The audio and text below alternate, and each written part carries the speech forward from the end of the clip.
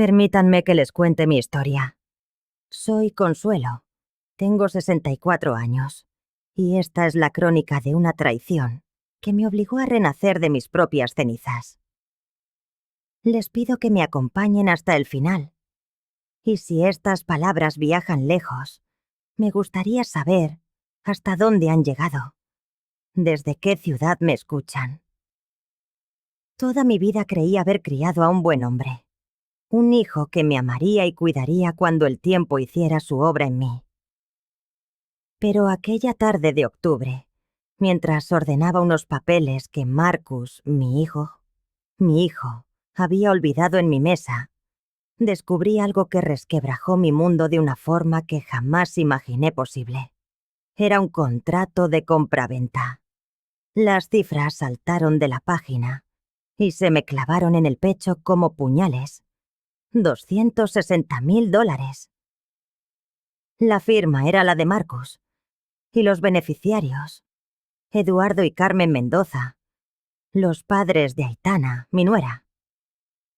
La respiración se me ahogó en la garganta mientras mis ojos recorrían el documento una y otra vez, incrédulos.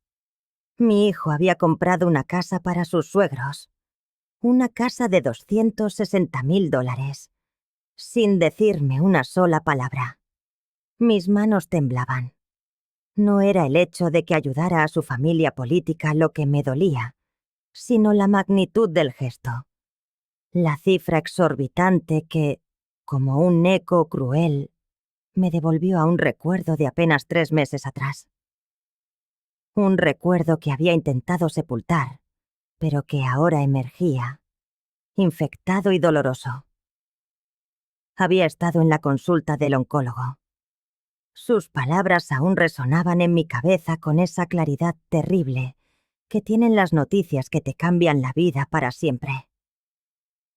Señora Consuelo, es cáncer de mama.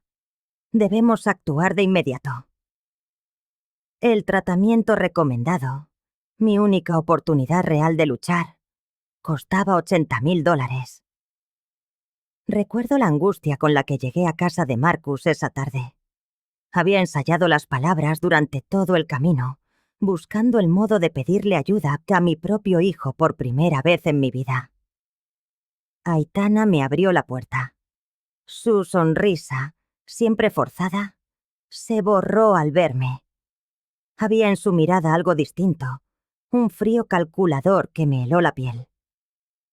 «¿Qué quieres, Consuelo?», preguntó, sin siquiera invitarme a pasar. «Necesito hablar con Marcus», dije con la voz temblorosa. «Es importante». Se cruzó de brazos, midiéndome con esa superioridad que siempre me dedicaba. «Está ocupado. Dímelo a mí. Yo se lo diré». Sabía que no tenía otra opción. Marcus había cambiado tanto desde que se casó con ella. Antes me visitaba, me llamaba, me incluía. Ahora todo pasaba por el filtro de Aitana. «Necesito ayuda», expliqué, sintiendo un nudo en la garganta. «El médico dice que tengo cáncer. El tratamiento cuesta $80,000. Su expresión se endureció. No hubo compasión, ni siquiera sorpresa. Solo una profunda molestia, como si mi enfermedad fuera un capricho inconveniente. $80,000, repitió con una mueca de desdén. ¿Y por qué íbamos a pagarlos nosotros? Sus palabras fueron una bofetada. Ni un «¿cómo podemos ayudarte?», ni un «¿qué opciones tienes?». Directamente, cuestionó mi derecho a pedir. «Soy su madre», susurré, sintiendo la necesidad de justificar mi propia existencia. «Pensé que tal vez...». Aitana soltó una risa corta y cruel que me paralizó. «¿Bromeas? ¿Sabes lo que acabamos de gastar en la casa de mis padres? No tenemos dinero para tus tratamientos caros». «Pero es cáncer», insistí, con la voz rota. «Puedo morir». Lo que dijo a continuación se grabó a fuego en mi memoria. Me miró a los ojos, con una frialdad inhumana, y sentenció: ¿Has perdido el juicio? Búscate un trabajo. Con 64 años todavía se puede. No es nuestra responsabilidad mantenerte. El mundo se detuvo. Su esposa, la madre de mis nietos, me ordenaba buscar trabajo para pagar mi tratamiento contra el cáncer, mientras ellos acababan de gastar más del triple en una casa para sus padres. ¿Está Marcus? Logré preguntar, aferrándome al último hilo de dignidad. No está. Y si estuviera te diría lo mismo. Ya lo hemos hablado. No podemos estar manteniendo a toda tu familia. Toda tu familia. Esa frase me destrozó. Como si yo fuera una carga, un parásito. Me marché de allí con el alma en vilo, sintiendo que cada paso me acercaba a mi propia tumba.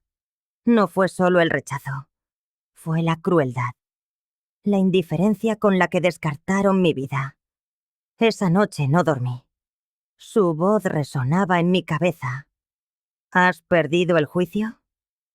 Y ahora, 3 meses después, tenía en mis manos la prueba de su mentira. No era que no tuvieran dinero. Era que habían decidido que los padres de Aitana valían $260.000. Y yo, su madre, no valía ni 80.000. La traición me quemaba por dentro. Me había criado con la certeza de que la familia es un refugio. Pero para mi propio hijo, yo era prescindible. Decidí enfrentarlo.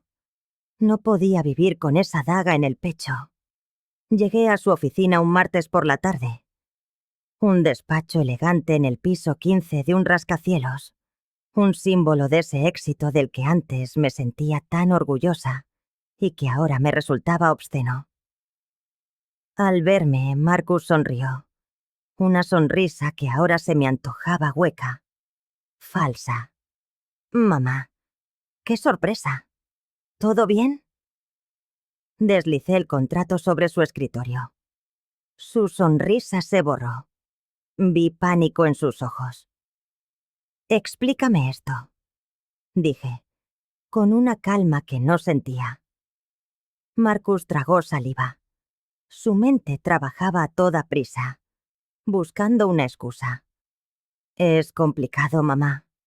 $260.000 no son complicados, Marcus. O se tienen o no se tienen. Y según tu esposa, no los tenéis para salvarme la vida. Se pasó las manos por el pelo, un gesto nervioso que le conocía desde niño. Los padres de Aitana lo necesitaban. Su situación era desesperada. ¿Más desesperada que el cáncer de tu madre? No es lo mismo, esquivó, sin atreverse a mirarme. Iban a perder su casa, a quedarse en la calle. ¿Y yo? ¿Yo estoy a punto de quedarme en el cementerio? La brutalidad de mis palabras nos dejó a ambos sin aire. Mi propio hijo, justificando por qué la vida de otros era más valiosa que la mía. Mamá, tú tienes tu casa, tienes tus ahorros. Mis ahorros se acabarán en 2 meses de tratamiento. Le interrumpí. Y mi casa no va a curarme el cáncer. Podrías venderla, mudarte a un sitio más pequeño. No podía creerlo. Me estaba sugiriendo que vendiera el hogar donde lo había criado para pagar un tratamiento que él podía costear sin esfuerzo. Marcus, mi voz se quebró. Soy tu madre. Lo sé, respondió, con el tono de quien se siente injustamente acosado. Pero no puedes esperar que resuelva todos tus problemas. No te pido que resuelvas mis problemas. Te pido que me ayudes a no morir. Se levantó, dándome la espalda. Es muy difícil, mamá. Aitana está embarazada de nuevo. Los gastos son enormes. Pero para sus padres no fue difícil, estallé. Esa es otra situación, me gritó. Nunca me había gritado. Y en ese grito lo comprendí todo. Había perdido a mi hijo. Está bien, dije, recogiendo el papel. Ya lo he entendido. Mamá, no te pongas dramática. No soy dramática, Marcus. Simplemente por fin entiendo cuál es mi lugar en tu vida. Esa fue nuestra última conversación real en mucho tiempo. Después, el silencio. Las llamadas que no se devolvían. Las invitaciones que dejaron de llegar. Fui borrada de su vida. Empecé la quimioterapia 2 semanas después, pagada con la venta de mis joyas y un préstamo sobre mi casa.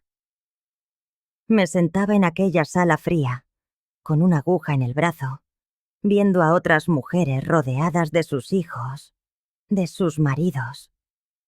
Yo siempre estaba sola. La soledad del cáncer es un veneno silencioso. Es el silencio de una casa vacía al volver del hospital, sin nadie que te pregunte cómo estás. A los 64 años, enferma de cáncer, tuve que buscar trabajo. La ironía fue cruel. Acabé limpiando los suelos de una clínica, el mismo tipo de lugar donde luchaba por mi vida. El trabajo era agotador.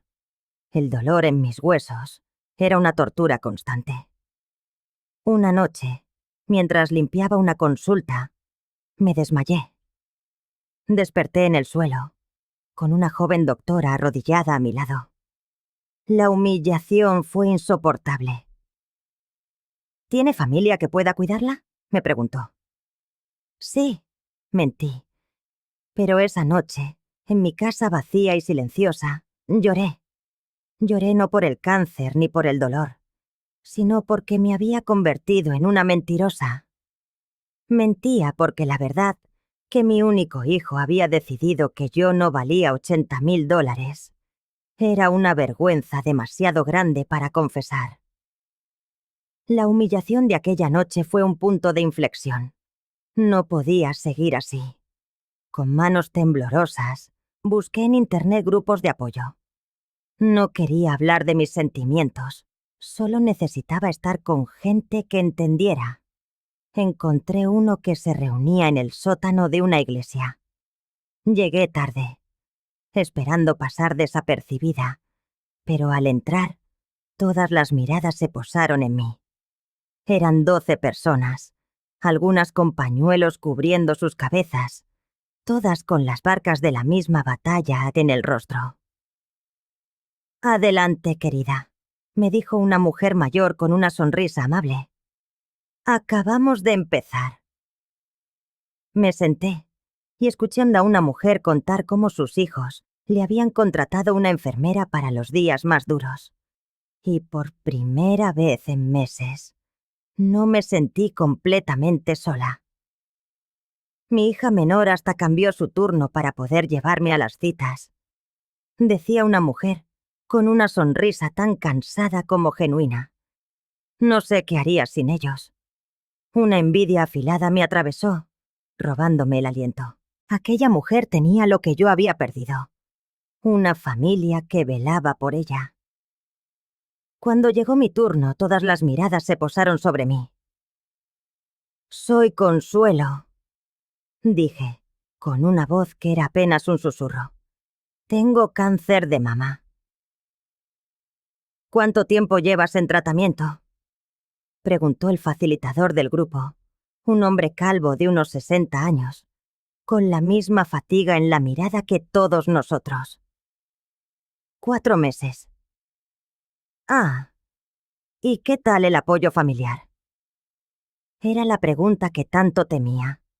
Podría mentir de nuevo, tejer otra historia sobre una familia demasiado ocupada. Pero estaba tan exhausta de fingir que las palabras brotaron por sí solas. No tengo apoyo familiar. El silencio que se instaló en la sala fue denso, incómodo, pero no cruel. Vi miradas de comprensión cruzarse entre varios miembros, miradas que no juzgaban.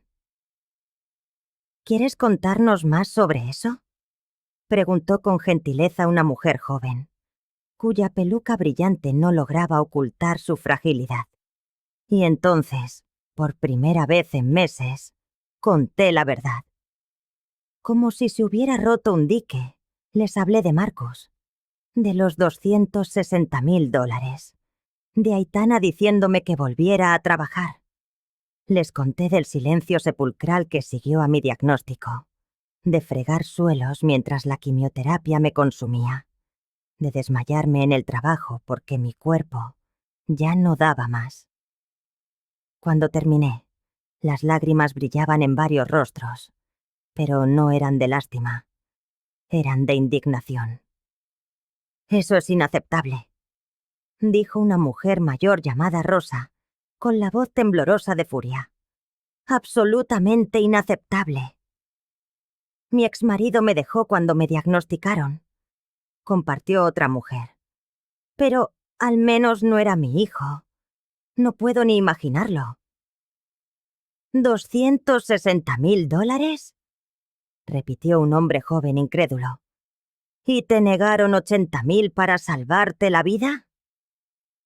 Por primera vez, alguien bien filidababa mi rabia, confirmando que lo que me habían hecho no estaba bien, no era normal, no era algo que debiera aceptar en silencio. Más tarde, mientras caminábamos hacia el aparcamiento, Rosa se volvió hacia mí. ¿Sabes qué es lo que más me subleva de tu historia? No es solo que te abandonaran, es que te hicieron sentir que eras tú la que pedía demasiado. Sus palabras se clavaron en mi pecho. Era exactamente eso. Aitana no solo me había negado la ayuda, me había hecho sentir estúpida por siquiera pedirla. Yo pasé por algo parecido con mi hermana, continuó Rosa. Cuando me diagnosticaron, me dijo que no podía lidiar con mi enfermedad, que era demasiado deprimente. Me hizo sentir como si mi cáncer fuera una ofensa personal contra ella. ¿Y qué hiciste? Lo que tú vas a tener que hacer, me dijo, deteniéndose junto a su coche y mirándome fijamente. Aprender a vivir sin ellos. Esas 5 palabras resonaron en mi mente durante semanas. Aprender a vivir sin ellos. Las reuniones de los miércoles se convirtieron en mi santuario. No iba porque me gustara hablar de mis problemas, sino porque necesitaba estar rodeada de gente que entendía que la supervivencia es un trabajo a tiempo completo. Gente que sabía lo que era despertarse cada mañana y tomar la decisión consciente de seguir luchando. Allí conocí a Pacta Elena, una enfermera de 50 años con cáncer de ovarios. Su perspectiva sobre la enfermedad me fascinó. No la veía como una tragedia, sino como información. El cáncer me enseñó quiénes eran de verdad las personas en mi vida, me dijo en una de nuestras charlas. Algunos, que juraban amarme incondicionalmente, desaparecieron. Otros, a quienes apenas conocía, se convirtieron en mis ángeles. ¿No te da rabia? ¿Rabia? Sonrió. ¿Por descubrir la verdad? Elena tenía razón. El cáncer no había creado el problema con Marcus y Aitana. Simplemente lo había revelado. Siempre habían sido egoístas. Siempre habían visto nuestro parentesco como una conveniencia. Yo solo me di cuenta cuando necesité algo de ellos. Lentamente, mi perspectiva cambió. Dejé de preguntarme ¿por qué me abandonaron?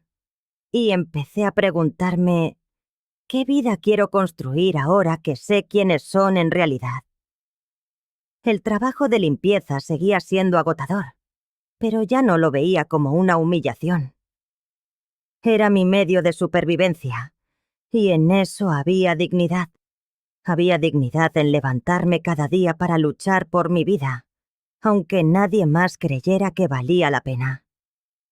Una noche, tras una sesión de quimio especialmente dura, estaba sentada en la cama comiendo una sopa de lata cuando sonó el teléfono. Por un instante, mi corazón dio un vuelco esperanzado. Quizás era Marcus. Quizás por fin llamaba para saber cómo estaba. Pero era un número desconocido. «¿Señora Consuelo?», dijo una voz joven. «Soy Patricia, del grupo de los miércoles». Elena me dio su número. Quería saber si necesitaba que la llevara a su cita del viernes. Me quedé en silencio, sorprendida. Patricia era una de las más jóvenes. Una mujer de 35 años con cáncer de tiroides. Apenas habíamos cruzado unas palabras. «No tienes que hacer eso», le dije al fin. «Lo sé, pero quiero hacerlo». Esa simple distinción, la diferencia entre el deber y el querer, me llenó los ojos de lágrimas. Patricia no me debía nada. No era mi familia, no tenía ninguna obligación, pero quería ayudar. «Está bien», respondí. «Me encantaría». Cuando colgué, sentí que algo fundamental había cambiado dentro de mí. Por primera vez en meses, no estaba completamente sola. No tenía a Marcus ni a Kekase Aitana, pero tenía a Rosa, que validaba mis sentimientos. Tenía a Tones, a Elena, que me ayudaba a ver con claridad. Tenía a Patricia, que me ofrecía su ayuda sin esperar nada a cambio. Tenía una nueva familia, una que yo había elegido y que me había elegido a mí. El día que el doctor me dijo que estaba en remisión, no lloré de alegría como había imaginado. Me quedé sentada en silencio en su consulta, procesando sus palabras. «El tratamiento ha sido un éxito, Consuelo. No vemos evidencia de células cancerosas». «¿Eso significa que estoy curada?». «Significa que está en remisión. Seguiremos vigilando, pero por ahora ha ganado esta batalla».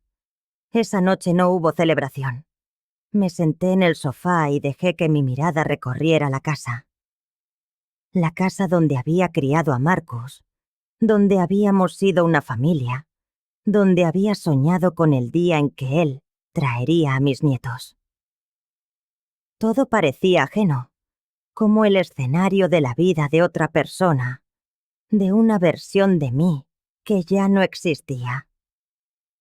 La mujer que había vivido entre esas paredes había creído en el amor incondicional, en que ser una buena madre garantizaba un buen hijo, en que la sangre creaba lazos irrompibles.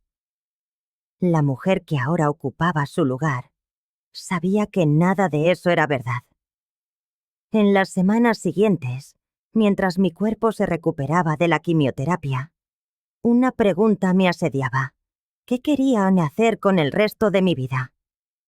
Ya no necesitaba fregar suelos.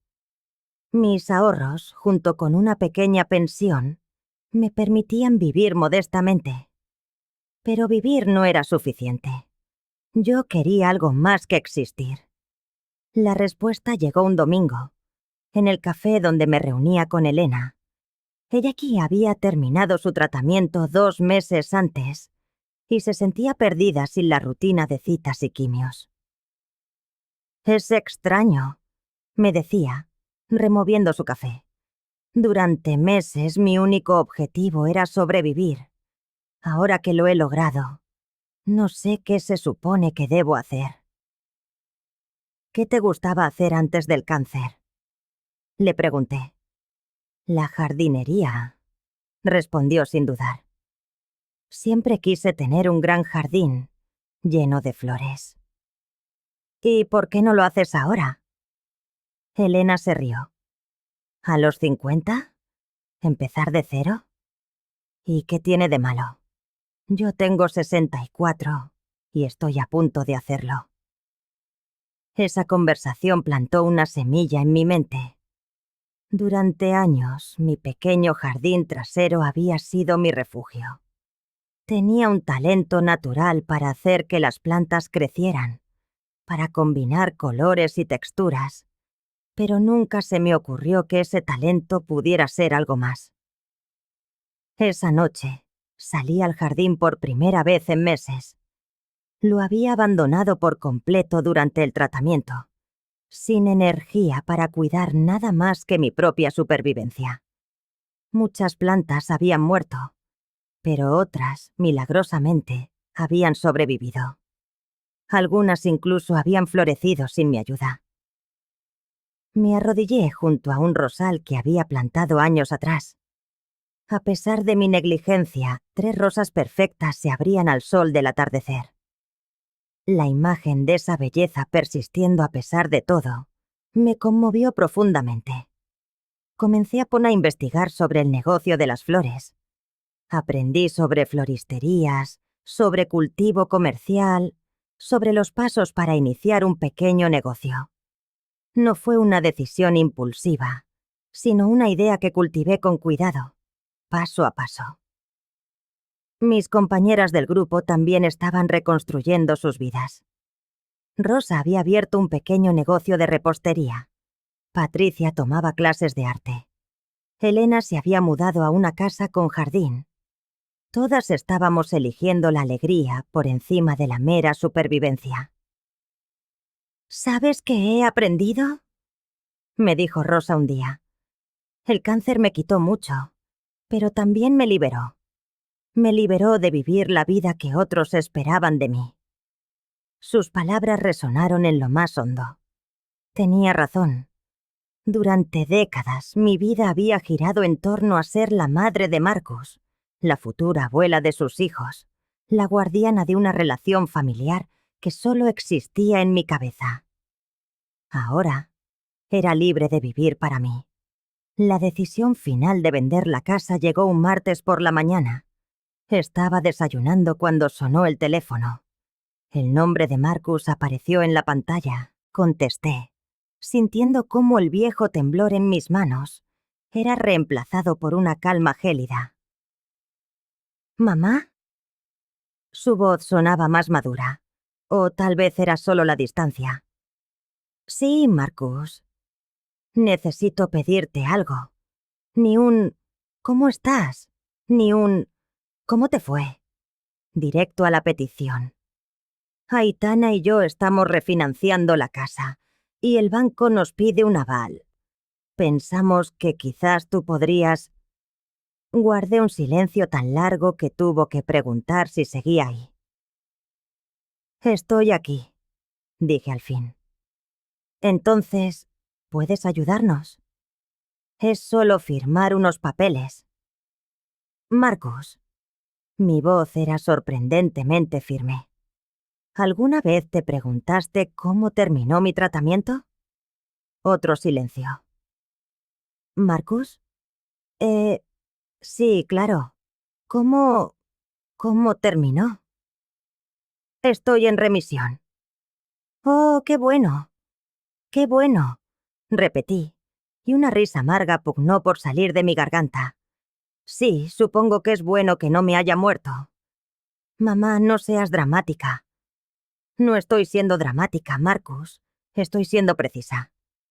No me morí a pesar de que mi propia familia me abandonó cuando más los necesitaba. Nosotros no te abandonamos. Sí, lo hicieron. Y ahora me llamas porque, otra vez, necesitas algo. Es diferente.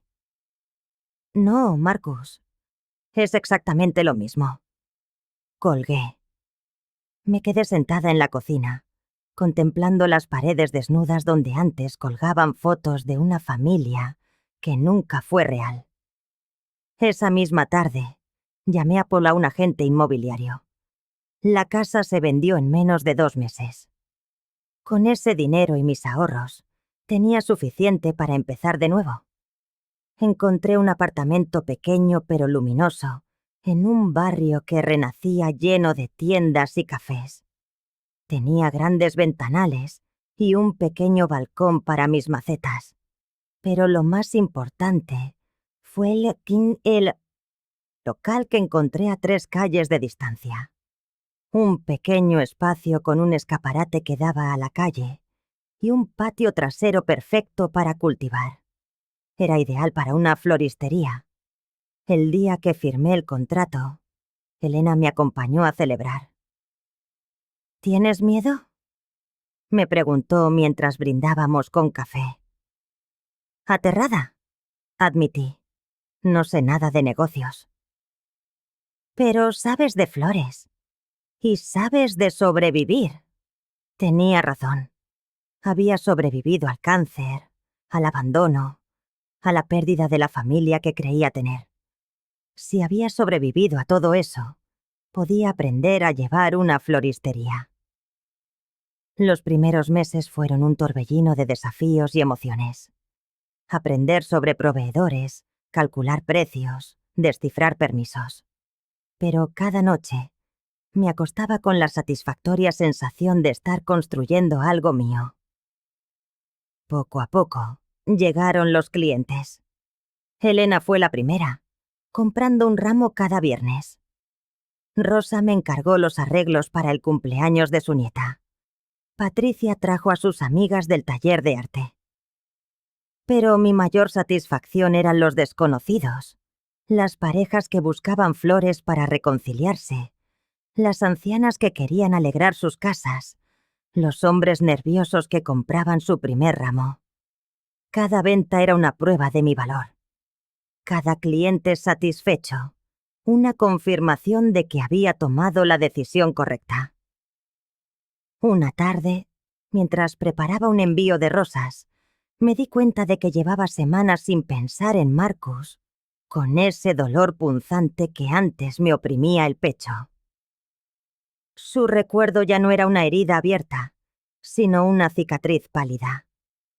Había construido una nueva vida, y era completamente mía.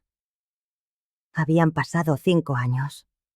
5 años en los que había aprendido no solo a vivir sin ellos, sino a florecer. Mi floristería prosperaba más de lo que jamás imaginé, y en mi vida había una paz que no sabía que existía. Era un sábado por la mañana. Regaba las orquídeas recién llegadas esa semana, envuelta en el aroma húmedo de la tierra y las flores, cuando el tintineo familiar del timbre rasgó la quietud de la mañana.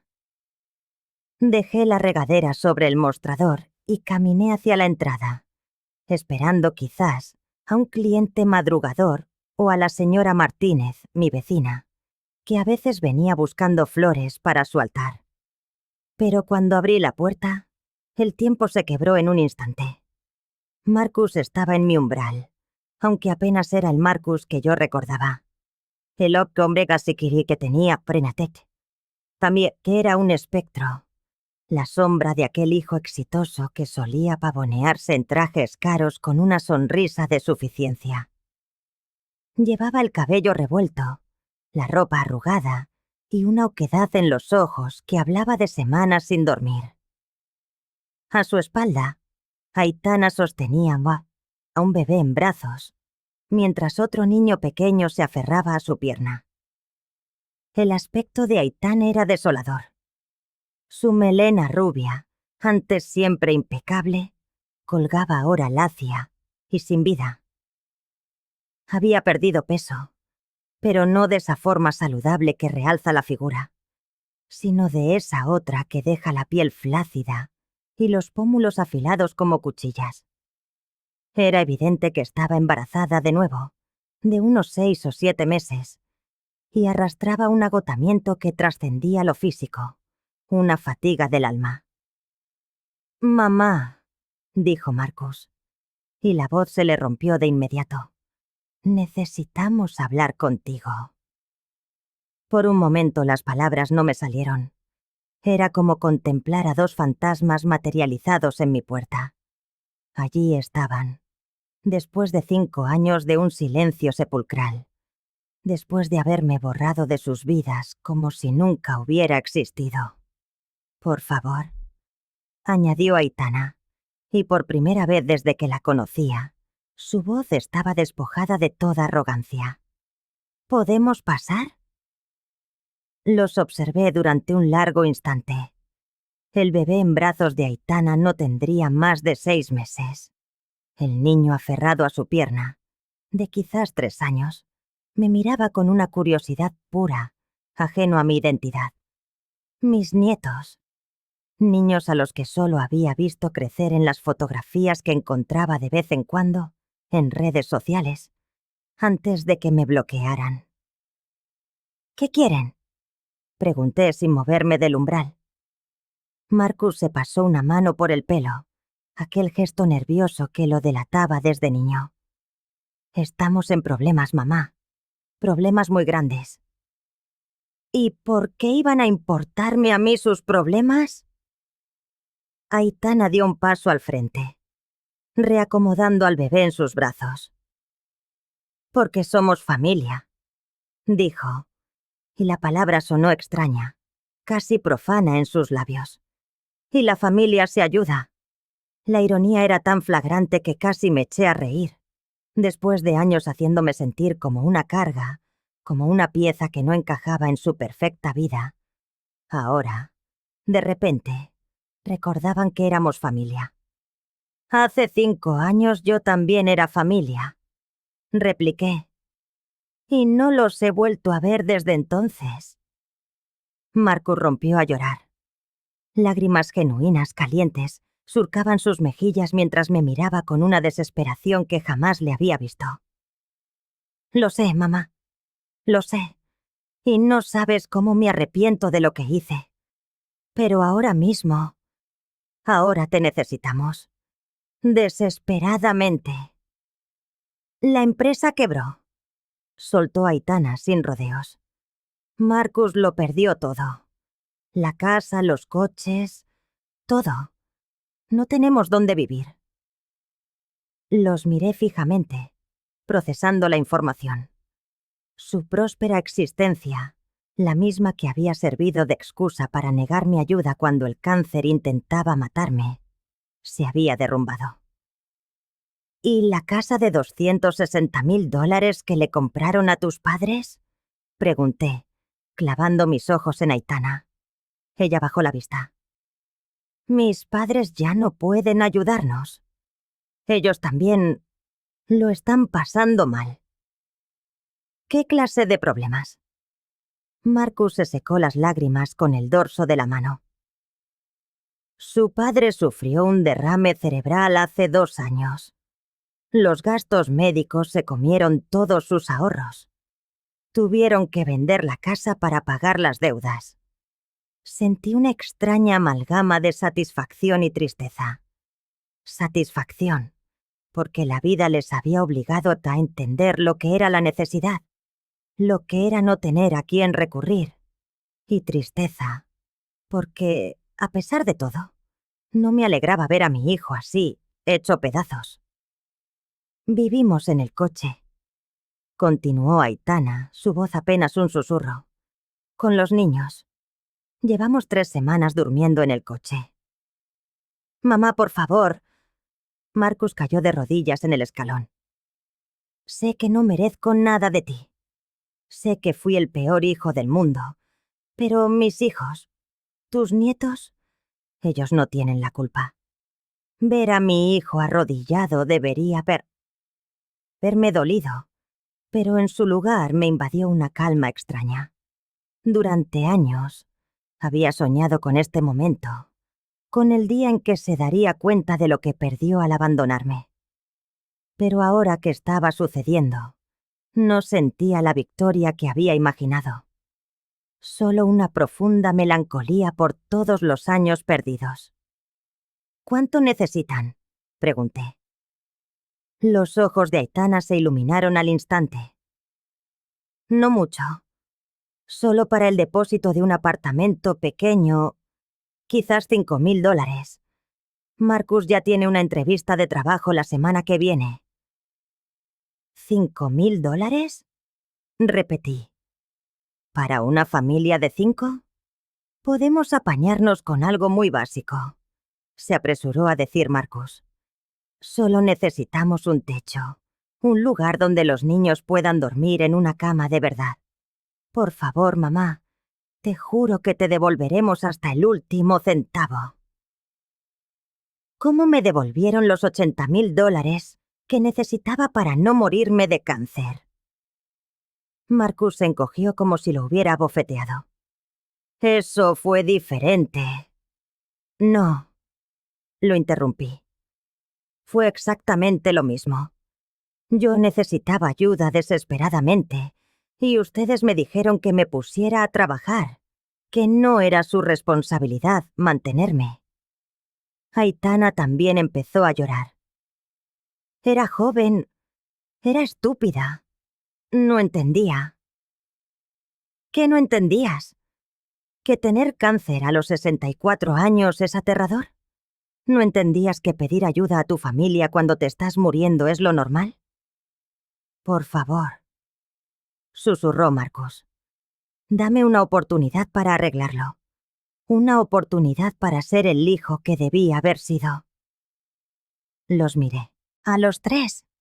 A Marcus de rodillas, a Aitana sollozando con el bebé en brazos, al niño pequeño que seguía pegado a la pierna de su madre, sin entender por qué todos lloraban. Y comprendí que debía tomar una decisión que definiría no solo su futuro, sino también quién era yo. Esperen aquí, dije, y cerré la puerta. Dentro de mi casa, me dejé caer en mi sofá favorito y respiré hondo. A través de la ventana podía ver a Marcus, todavía arrodillado, a Aitana, meciendo al bebé con nerviosismo, al niño, que había empezado a llorar. Durante 5 años había fantaseado con este momento. A veces en mis sueños era generosa y los perdonaba. Otras era cruel y les cerraba la puerta en la cara. Pero ahora, en la cruda realidad, ninguna de esas opciones me parecía la correcta. Me levanté y fui al escritorio donde guardaba la chequera. Saqué un bolígrafo y extendí un cheque por $5,000. Lo rompí. Escribí otro por 10,000. También lo rompí. Finalmente, escribí uno por $15,000. Lo firmé y volví a la puerta.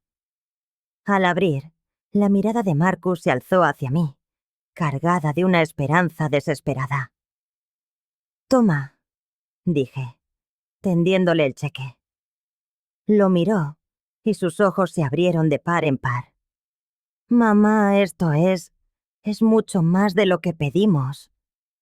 $15,000 deberían ser suficientes para encontrar un lugar decente y tener algo con lo que empezar de nuevo». «Gracias», susurró Aitana. «Gracias, Consuelo. No sabes lo que esto significa para nosotros». Sí, lo sé, respondí con calma. Significa que sus hijos tendrán un techo sobre sus cabezas. Marcus se puso en pie y dio un paso hacia mí, con la intención de abrazarme. «Mamá, te prometo que todo será diferente. Formarás parte de nuestras vidas. Los niños conocerán a su abuela. Seremos una familia de verdad». Lo detuve levantando una mano. «No, Marcus». Su expresión mutó del alivio a la confusión más absoluta. «¿Cómo? No te entiendo». «Quiero decir que este dinero no viene con condiciones, pero tampoco con expectativas». Aitana frunció el ceño. «No entiendo». «Les doy este dinero porque tienen hijos que necesitan un hogar, porque esos niños no tienen la culpa de sus decisiones. Pero no se los doy porque quiera que vuelvan a mi vida». Marcus palideció. «Pero mamá, durante 5 años ustedes me dejaron muy claro que yo no era parte de su familia. Y tenían razón. Ya no lo soy». «Eso no es cierto», dijo, desesperado. «Siempre has sido mi madre». Ser tu madre biológica y ser parte de tu familia son dos cosas muy distintas. Le expliqué. Hace 5 años, cuando más los necesité, ustedes me enseñaron esa diferencia. Pero podemos cambiar. Podemos ser mejores, intervino Aitana. Quizás puedan, asentí, pero yo ya no necesito que lo sean. Durante estos 5 años he aprendido a ser feliz sin ustedes. He aprendido que mi valor no depende de la aprobación de nadie. Y he descubierto que hay gente en este mundo que me valora por quién soy, no por lo que puedo darles. Pero somos tu familia, insistió ella. No, ustedes son las personas que me abandonaron cuando tenía cáncer, las que me dijeron que buscara un trabajo en lugar de ayudarme a salvar la vida, las que gastaron $260,000 en otros mientras a mí me dejaban morir sola. No pueden devolverme esos 5 años.